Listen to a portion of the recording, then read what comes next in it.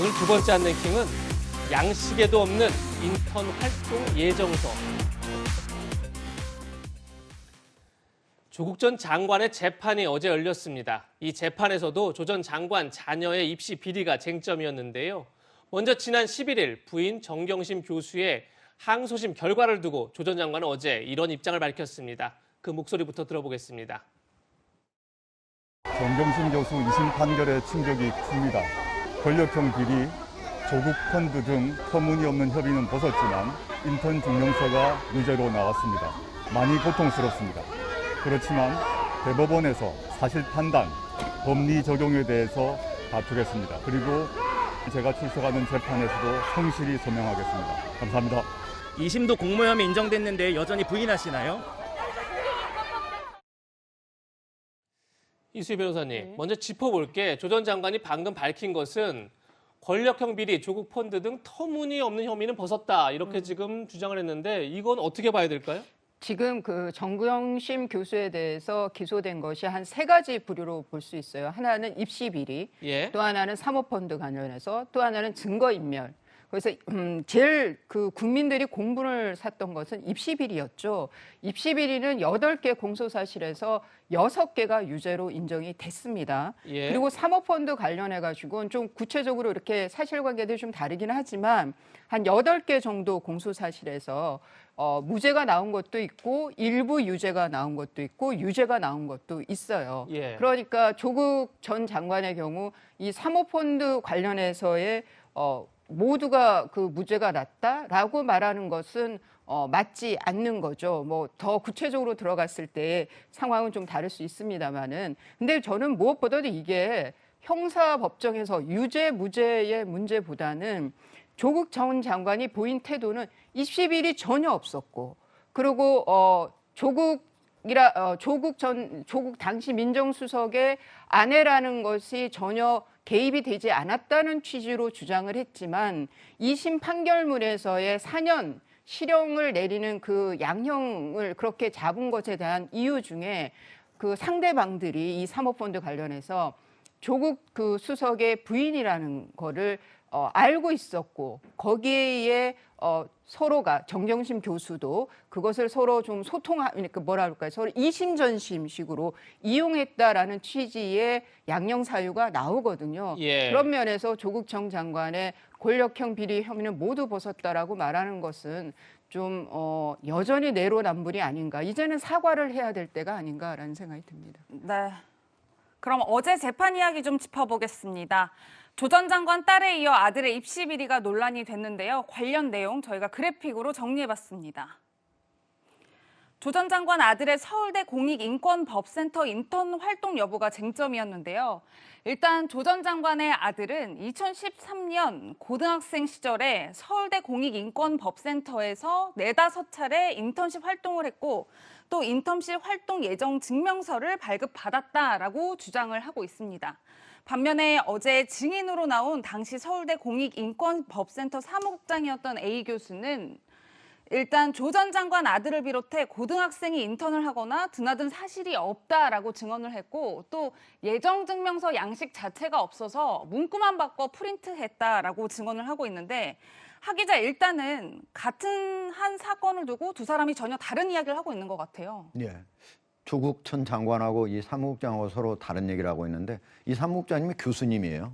그냥 일반직 직원이 아니고. 그런데 그동안에 공익인권법센터에서 4년 동안 그분이 거기서 근무를 했는데 그 사이에 단 한 사람도 인턴을 예정증명서를 떼간 적이 없다는 거예요. 왜 예정증명서를 떼갈 이유가 없죠. 다 끝나야 원래 갖다가 입시에 갖다 쓰는 거잖아요. 근데 왜 예정증명서를 왜 가져갔느냐? 그때 당시에 만약에 이 일을 한다면 학교에 제대로 출석을 못 할 거 아닙니까?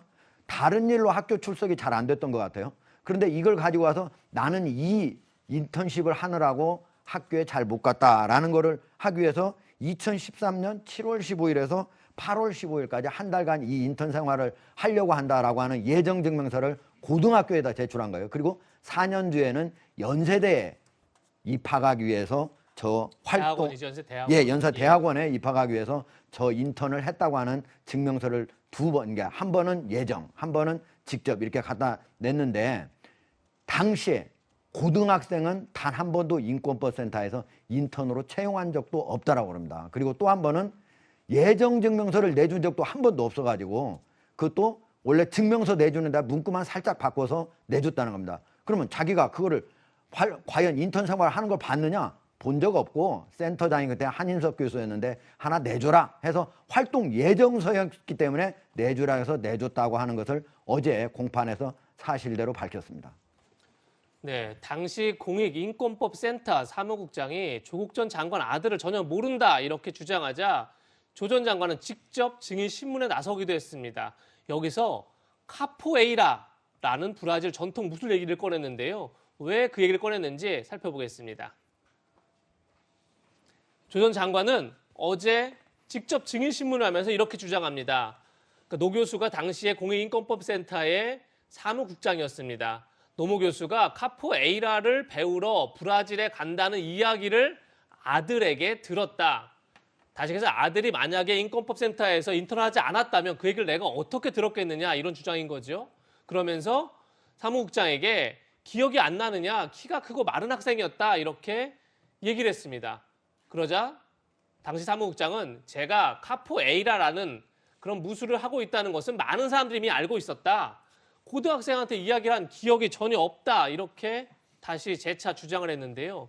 최지보 교수님, 예. 검찰은 이 증인, 그러니까 서울대 공익인권법센터의 당시 사무국장의 검찰 조서에도 카포에이라라는 단어가 나온다. 따라서 조 전 장관이 이 단어를 기억하는 게 큰 의미가 없다. 이렇게 또 반격을 하기도 했어요. 검찰은 이 그렇게 얘기하고 있죠. 단어, 네. 어떻게 보십니까? 이게 중요할까요? 어떻게 왜 이렇게 얘기를 하냐면 좀 더 구체적으로 얘기해야 사람들한테는 믿음을 주는 거예요. 예. 뭔가 특별한 사안이나 특별한 단어를 사용한다는 것은 이게 사실이다라는 걸 강조하기 위해서 쓸 수 있는 방안이라고 저는 봐요. 그러니까 조 전 장관 입장에서는 저 이제 브라질 전통부에 이 이름을 얘기하는 것은 이런 얘기까지도 했는데 기억 못 하시겠습니까? 라는 의도라고 저는 보거든요. 그러니까 지금 사무국장은 뭐 본 적이 없다고 얘기를 하고 있고 일을 안 했다고 얘기를 하고 있고 조 전 장관은 했다라고 주장을 하고 있는 거잖아요. 그러면 법정에서 두 사람이 서로 다른 얘기를 하고 있으니까 법원의 판사가 판단할 때는 신빙성이 어디가 있나 이게 자세히 볼 거예요. 예. 근데 뭔가 구체적이고 자세한 얘기가 들어가면 아무래도 저 말의 신빙성이 높아진다. 그냥 단순히 언제 본 기억이 있지 않아요? 이렇게 얘기하는 것보다 어떤 장소에서 누구를 만나서 어떤 얘기를 하지 않았습니까?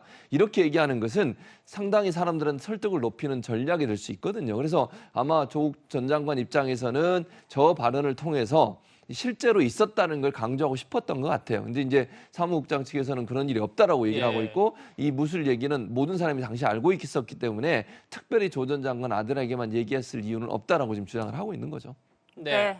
이 무술, 네, 하정대 기자. 이 무술 이름이 아주 특이하잖아요. 예. 이게 원래 이제 아메리카로 끌려갔던 흑인들이 자기네 호신술로 사용했던 무술이고 2014년에 세계 무형문화유산으로 이제 등재가 됐다고 하는데 저렇게 보통 사람은 도저히 알 수도 없는 카포에이라 예. 저거를 야, 내 아들이 들었다는데 누구한테? 당신한테. 당신 만나서 들었다는데 내 아들 그러면 여기 와서 분명히 인턴 한 거 아니야.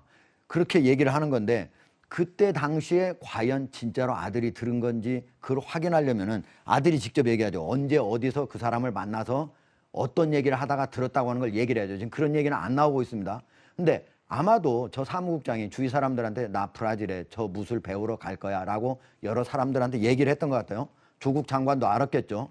과연 조국 장관이 알고 아들한테 알려줘서 아들이 저렇게 주장한다고 얘기를 하는 건지 아니면 진짜 들은 건지는 알 수는 없겠지만 만약에 인턴을 거기서 했다면 한 달간 했지 않습니까?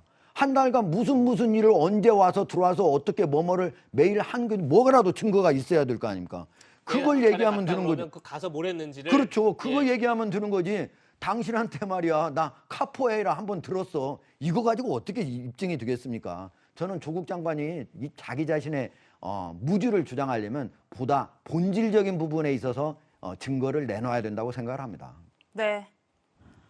이 앞서 진행된 조국 전 장관의 딸 조민 씨 입시 비리를 두고는 정경심 교수 재판에서 모두 유죄 판결이 났습니다.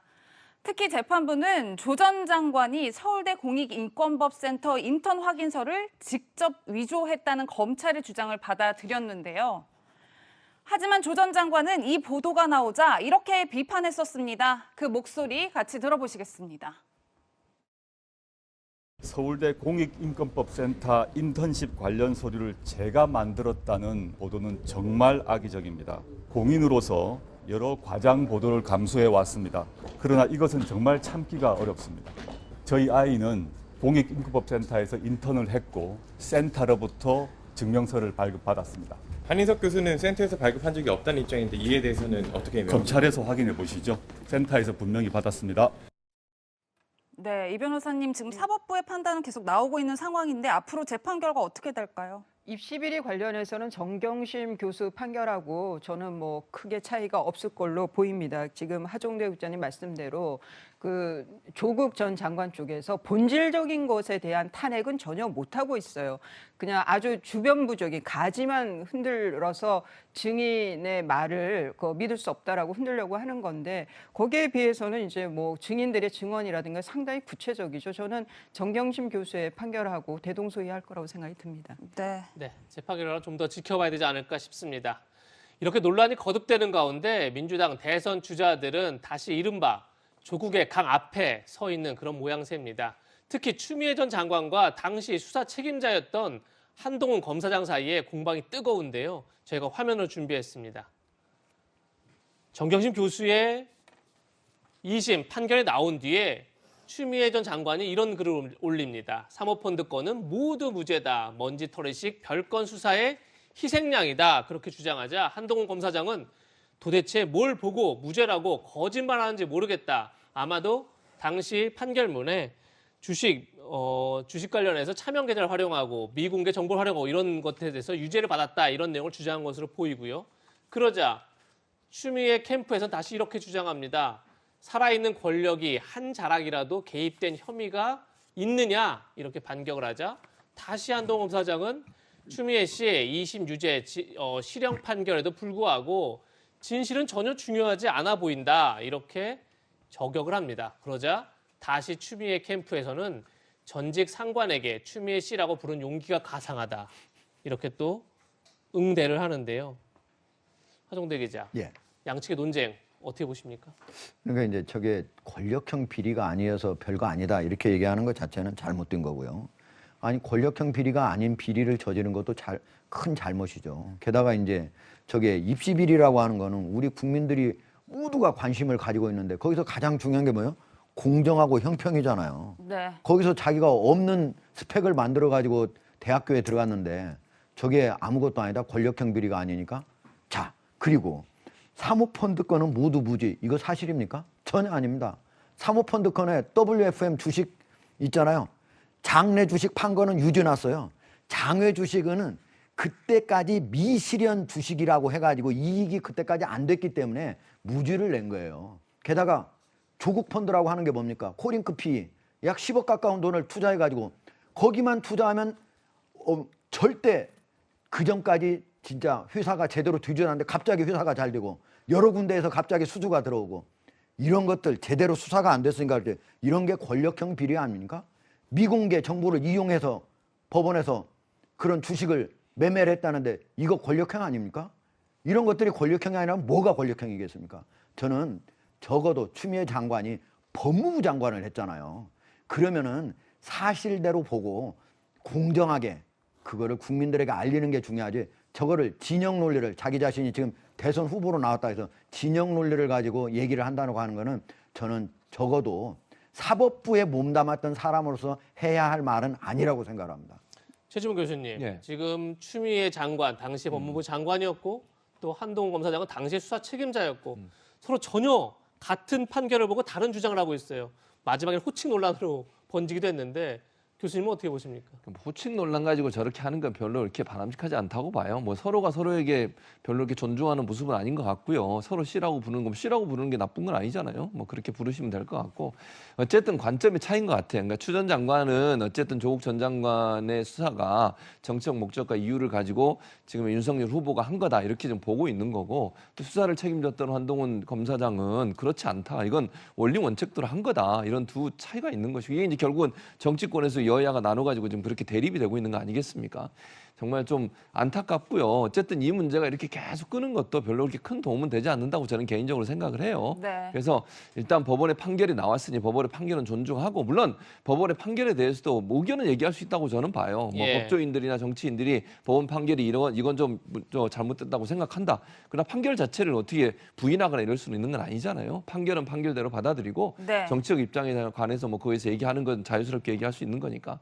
그래서 이 문제가 계속 확산되는 것이 민주당한테도 별로 큰 도움은 저는 되지 않는다고 봅니다. 네. 이런 가운데 더불어민주당과 열린민주당 등 여권의 강성 초선 의원들은 기자회견을 열어 검찰개혁뿐 아니라 사법부도 개혁해야 한다고 주장했습니다. 그 목소리 들어보시겠습니다. 판결에 대해서 제대로 판결했는가 하는 질문을 던지는 것, 이것이 사법권을 침해하는 것이고 훼손하는 것이고 박탈하는 것이라면 이 나라는 무슨 사법부가 지배하는 나라이고 사법부 신성불가침의 왕국이 되는 것입니까? 로또 재판이다 또는 판사복이 있느니 없느니 이런 그 사법부 판결에 대한 불신이 팽배하거든요. 이를 국회가 외면하는 것은 국회의 책임을 방기하는 것이죠. 네, 이 의원님 사법부 개혁 이야기를 하고 있는데 두 의원 모두 현재 피고인 신분이에요. 어떻게 보셨어요? 저런 것들 뭐 무언의 압박도 될 수 있고 또 하나는 제일 중요한 것은 우리 헌법 정신은 삼권 분립, 그래서 사법부의 정치적 중립, 독립을 헌법에서 명문으로 규정하고 있다는 겁니다.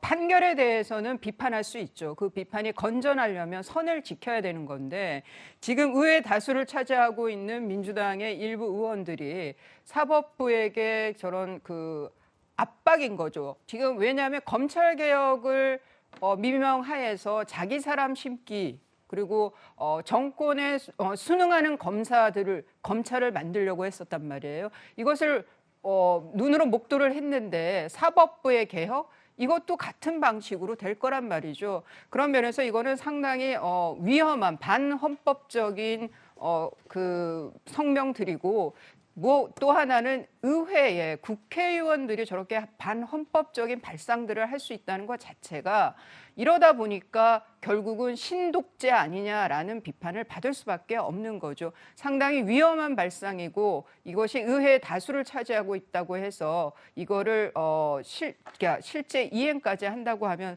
상당한 정치적 책임을 져야 할 거라는 비판도 같이 하게 됩니다. 네, 이수희 변호사의 개인적 의견 들어봤고요.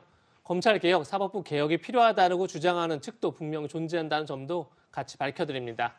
한편 조국 사태 때 누구보다 강한 주장을 펴온 인물이 있었죠. 유시민 노무현 재단 이사장인데요. 유 이사장이 최근 개인 방송을 재개하면서 이런 주장을 했습니다. 함께 들어보시죠. 조국 교수가 저한테 책이 나오자마자 바로 한 권을 보내주셨어요. 그 책을 받아보면서 이 책이라도 썼으니 살지. 본인의 육성도 한번 들어보는 게 사실을 사실대로 파악하는데 도움이 될 수 있다. 본인의 목소리는 전해질 기회가 거의 없었잖아요. 저는 책을 쓰기를 잘했다고 생각했어요. 이렇게라도 하지 않으면 어떻게 사나. 네, 이게 논란이 되고 있는 게 유 이사장이 지난 1월 달에 한동훈 검사장에게 사과를 하면서 이런 얘기를 했었죠. 정치 현안에 대한 비평 앞으로 일절하지 않겠다 이렇게 밝혔는데 최근 알릴레오 개인 방송을 재개하면서 첫 번째 순서로 조국의 시간을 그 책을 언급한 겁니다. 글쎄요, 보기에 따라서 이게 정치 비평이냐 아니냐 논쟁이 있을 수 있는데 하종대 기자는 어떻게 보십니까? 뭐 유시민 씨라고 정치 비평을 하지 말라는 얘기 하는 거는 제가 보기엔 무리일 것 같아요. 자기 자신이 스스로 약속한 거를 깨는 건 좀 이상하긴 하지만 저는 뭐 정치 비평 자체를 하지 말아야 된다 이렇게 얘기는 하지 않겠습니다. 그러나 네. 적어도 정치 비평을 하려면 사실관계에 맞춰가지고 이렇게 얘기를 해야 되는 게 맞는 거고 사실을 왜곡하거나 날조해서 정치 비평을 하면 저는 안 된다고 생각을 하고 저도 똑같이 지금 유시민 씨는 조국 전 장관이 책을 보내줬다고 그랬잖아요. 예. 저는 교보문고 가서 책을 사봤거든요. 예. 근데 거기 보면은 전체 책 중에 한 자기 자신의 범죄 혐의와 관련된 부분은 한 60-70쪽에 걸쳐가지고 그분의 반박한 부분이 나와요. 그런데 어디 한 군데도 제가 다 읽어봤지만은 어디 한 군데도 증거를 들이대면서 아니라고 한 부분이 없어요. 그냥 아니라고 한 부분은 많이 있습니다. 그런데 적어도 증거를 들이대면서 해야 되는 거고 유시민 씨가 그 책을 똑같이 저하고 읽었는데 거기에 대해서 이 책을 썼으니까 살지라고 얘기를 한다면 무엇 때문에 과연 그렇게 얘기를 하는 건지, 어떤 법원의 판단과 다른 어떤 증거를 발견한 것인지 그 부분을 좀 얘기를 해주셨으면 좋겠어요. 네, 조국의 시간, 그 책에 대한 평가는 다 다를 수 있다는 점 밝혀드리면서 하정대 기자와는 여기서 인사드리겠습니다. 고맙습니다. 감사합니다.